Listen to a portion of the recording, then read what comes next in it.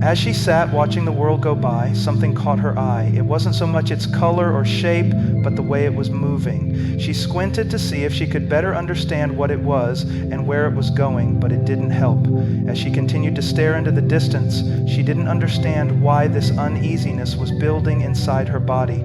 Look around you, look at the world. Everything is loud, pulling, pushing, demanding your attention. Everywhere you turn, there are voices telling you what to believe, how to live, what matters most. But let me ask you, do you know what is true? Because if you don't, you will be led by your emotions, by the opinions of others, by the fleeting pleasures of this life. And if you are not careful, you will wake up one day realizing that you have wasted everything chasing shadows. There is a battle going on, and it is not outside of you, it is within you. It is a battle for your soul, for your mind, for your affections. And the question is not whether you are fighting, but whether you are losing. That is why every single day you must preach to yourself. Because if you do not, the world will. If you do not, your own flesh will deceive you. If you do not, the enemy will whisper lies until you start believing them. So listen carefully. These are 9 truths you must remind yourself of every day. 9 anchors that will hold you when the storms come. 9 weapons that will keep you from falling. 9 reminders that will determine not just how you live, but how you finish. The world will tell you to follow your heart. It sounds right, doesn't it? It sounds poetic. You hear it in movies and songs and the voices of those around you. Trust yourself. Follow your feelings. Do what makes you happy. But the problem is, your heart is deceitful. Your emotions are not an anchor, they are a storm. One moment they will lift you up with passion and excitement, and the next they will throw you into despair. If you live by what you feel, you will be tossed around, never truly knowing what is right, never standing on anything firm. You must understand this. What you feel in a moment does not determine what is true. Truth does not change based on your emotions. Truth is not moved by your struggles. Truth does not shift when life becomes hard. But if you let your feelings dictate what you believe, then your faith will be unstable. It will be weak, always bending, always breaking under pressure. Consider this. How many times have your emotions deceived you? How many times have you been convinced that something was right only to regret it later? How many times have you let your emotions lead you into decisions that brought nothing but pain? That is why you cannot afford to live by what you feel. You must live by what is true. And truth is found in something far greater than your emotions. It is found in the unshakable foundation of God's Word. Think about a soldier in battle. He does not wake up in the morning and ask himself, how do I feel about fighting today? No, he wakes up and reminds himself of his duty. He remembers his mission. He does not let fear or fatigue dictate his actions. He presses on because he knows what is required of him. That is how you must live. Every morning, before the world speaks, before your feelings try to control you, you must preach to yourself. You must remind yourself, my feelings do not define truth. There will be days when you do not feel strong, days when you wake up empty, weak, doubting, days when you wonder if you can keep going. And in those moments, you will be tempted to believe that your weakness is greater than God's strength. That is a lie. The truth is that His grace is sufficient for you. The truth is that His power is made perfect in your weakness. The truth is that your emotions do not change who He is. Look at the world around you. Everything is built on emotions. If people feel something, they call it truth. If they don't feel something, they reject it. They say, I don't feel close to God, so He must not be there. I don't feel forgiven, so I must still be guilty. I don't feel strong, so I must be powerless. But what does the Word say? The Word says He will never leave you. The Word says that if you have repented, you are forgiven. The Word says that His Spirit lives in you, giving you power even when you feel nothing. That is why you must anchor yourself in truth, because there will be nights when you cry out to God and the heavens feel silent. There will be moments when everything in you screams that you are alone, and if you trust your emotions more than the truth, you will start to believe those lies. But listen, your feelings do not dictate reality. The silence of heaven does not mean the absence of God. His faithfulness is not based on how you feel. He is the same yesterday, today, and forever, whether your heart can sense it or not. Think about the waves in the ocean. They rise and fall. They crash with power one moment and are calm the next. But deep beneath the surface, the ocean is steady. It does not change. Your emotions are like the waves. They move, they shift, they are unpredictable. But truth is like the depths of the sea. Unchanging, firm, constant. You must decide, will you live by the waves or will you anchor yourself in the depths? Some of you are struggling because you keep letting your emotions dictate your faith. One day you feel close to God, so you pray. The next day you feel distant, so you withdraw. One moment you feel strong, so you worship. The next you feel weak, so you stay silent. But faith is not about feeling. Faith is about trust. Faith is choosing to believe the truth even when your emotions tell you otherwise. Faith is standing firm when everything in you wants to run. That is why every day before you even step out into the world, you must remind yourself, my feelings do not define truth. When doubt creeps in, you must fight back with truth. When fear rises up, you must speak truth over your heart. When your emotions try to control you, you must take them captive and submit them to what is real. You will face moments when the enemy whispers in your ear, God doesn't love you. If he did, why would you feel this way? But the cross is the proof of his love, not your emotions. You will hear the lie, you are too weak to overcome this. But the word says, his power is made perfect in your weakness. You will feel the weight of guilt, but the truth declares that if you have repented, you are washed clean. So stand on truth. Build your life on what is solid, because when the storms come, and they will, your emotions will not hold you up. The world will not hold you up. Only the truth will, and the truth is this. Your feelings are not your foundation. Truth is. The world has convinced many that life is about comfort, ease, and self-fulfillment. Every message you hear, every desire in your flesh pushes you toward a life that is painless, effortless, free from struggle. And so people chase it. They run after security, after pleasures, after anything that will keep them from discomfort. But if you belong to him, you are not called to an easy life. You are not called to comfort. You are called to holiness. And holiness will cost you. Think about it. When has righteousness ever been convenient? When has obedience to God ever been something that required nothing of you? It has always come at a price. Holiness will demand that you crucify the desires of your flesh. It will require you to go against everything that is natural to you. And in a world that is obsessed with self-love, self-care, self-promotion, holiness calls you to die to yourself. That is why every day when you wake up, you must remind yourself, I am not here for comfort. I am here for obedience. I am not here to serve my own desires. I am here to glorify him. But do you understand what that means? It means that there will be days when obedience will feel like suffering, when standing for truth will cost you the approval of others, when denying your flesh will feel like agony, when you will be mocked for righteousness, and in those moments, everything in you will want to take the easy way out. Everything in you will want to justify compromise. But you must remember, holiness is worth it. Obedience is worth it. Look at the men and women of Scripture. Look at their lives. Do you think Noah felt comfortable when he was building an ark while the world mocked him? Do you think Moses felt comfortable when he stood before Pharaoh? Do you think Daniel felt comfortable when he prayed knowing it would cost him the lion's den? Do you think Paul felt comfortable when he was beaten and imprisoned for the gospel?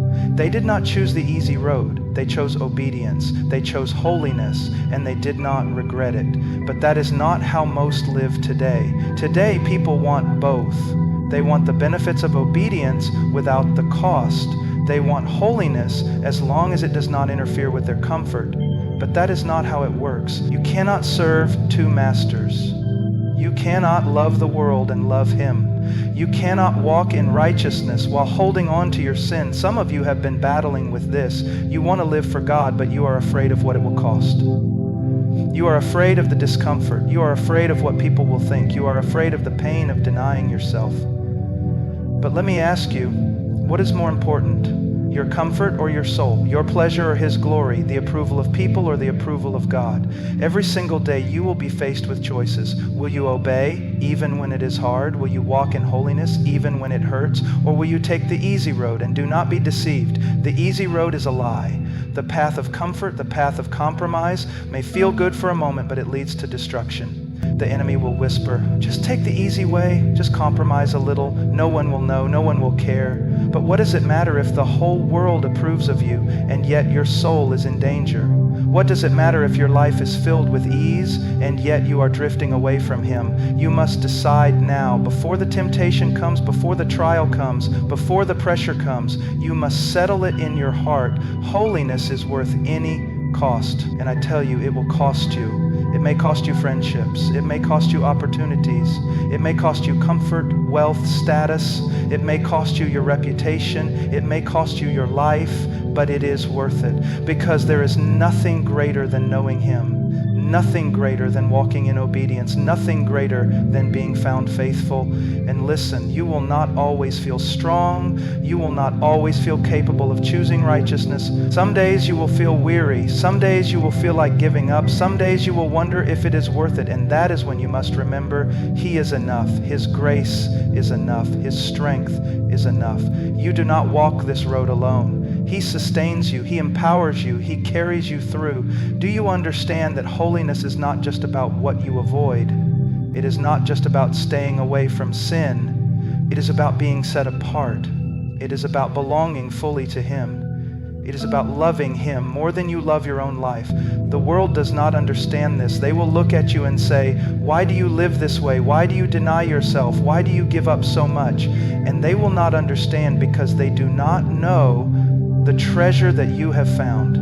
They do not know the worth of knowing Him. They do not see what you see. But one day they will. One day every knee will bow. One day every tongue will confess. And on that day, those who chose comfort over holiness will be filled with regret. But those who chose obedience, those who endured, those who were faithful to the end, they will see that it was all worth it. So I plead with you, do not live for what is easy. Do not chase after comfort. Do not settle for anything less than full surrender. Because the road of holiness is not easy, but it is the only road that leads to life, and life is only found in Him. As she sat watching the world go by, something caught her eye. It wasn't so much its color or shape, but the way it was moving. She squinted to see if she could better understand what it was and where it was going, but it didn't help. As she continued to stare into the distance, she didn't understand why this uneasiness was building inside her body. Every day people wake up and live as if this world is all there is. They chase after money, after success, after pleasure, after recognition. Always running, always striving, always building lives that are temporary, fragile, passing away. They pour their energy into things that will not last, into things that will fade like mist in the morning sun, and they never stop to ask themselves, what will remain? What will matter in the end? Look around you. Everything you see, every building, every kingdom, every empire of man, it is all, no matter how strong it looks now, no matter how secure it seems, it is all fading away. The wealth people kill themselves to gain, the status they fight for, the approval they hunger after, it will all turn to dust. And yet, this is what they give their lives to. They spend their years chasing the temporary while ignoring eternity. But you cannot live like that. You cannot afford to, because this life is not your home. You were not made for this world. You were made for something greater, something eternal, something beyond what you can see. And yet every day you will be tempted to live as if this life is all there is. You will be pulled toward the things of this world, drawn toward what is seen, distracted by what is temporary. That is why every morning, before anything else, you must remind yourself, I live for eternity, not for the moment. Do you understand what that means? It means that your priorities cannot be the same as the world's. It means that what you value, what you pursue, what you sacrifice for must be different. It means that every decision you make, every choice before you must be seen through the lens of eternity. Will this matter when I stand before Him? Will this last beyond this fleeting life? Will this bring Him glory, or is it just another passing thing? If you live only for this world, then your life will be wasted, because no matter how much you gain, no matter how much you accomplish, if it is not for Him, it will not remain. You could have all the riches in the world, all the recognition, all the power, but the moment you breathe your last, none of it will follow you, none of it will matter, and you do not know how much time you have. You do not know if you will see tomorrow. You assume you have years ahead of you, but you are not guaranteed even one more breath. You could stand before Him at any moment, and on that day, when you see Him face to face, everything will be clear. On that day, you will realize what truly mattered, and on that day, you will either rejoice that you lived for what was eternal, or you will weep for the time you wasted. But by then, it will be too late to change. So decide now, right now, before another moment passes, before another day is lost. Decide to live for eternity. Decide to invest your life in what will last. Decide to set your heart on things above, not on the fading things of this earth. Because if you truly belong to Him, then your life is not your own. Your time is not your own. Your breath is not your own. It all belongs to Him. And every moment you waste chasing after this world is a moment you will never get back. Think about what you are giving your life to. Think about what consumes your thoughts, your energy, your passion. Is it Him? Is it His kingdom? Or is it the things that will not last? You must be honest with yourself, because eternity is at stake. Some of you are living for things that will burn away. You are storing up treasures on earth when you should be storing up treasures in heaven. You are consumed with what people think of you when you should be consumed with what He thinks of you. You are spending your strength on things that will pass away when you should be pouring yourself out for what is eternal. But listen, you still have time. You are still breathing. That means there is still time to repent, still time to turn, still time to stop living for what is temporary and start living for what will last. And it will cost you. Living for eternity will not be easy. It will mean walking away from things the world chases after. It will mean letting go of what is comfortable.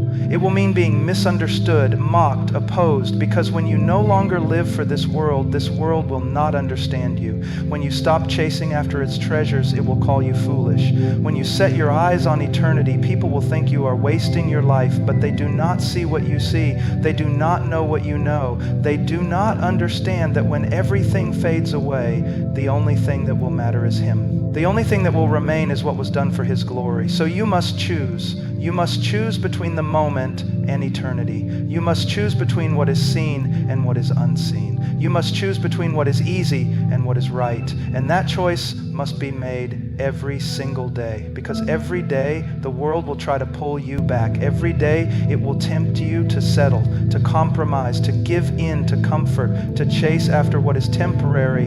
And if you are not careful, if you are not grounded in truth, you will slowly drift. You will wake up one day realizing that you have spent your life on things that do not matter, things that will not last, things that will be forgotten. But it does not have to be that way. You can live differently. You can live in a way that when you stand before Him, you will not have regret. And on that day, when you see Him, when every sacrifice is revealed, when every unseen act of obedience is rewarded, you will know it was worth it. Every struggle, every loss, every cost, every moment spent for His glory, it was worth it.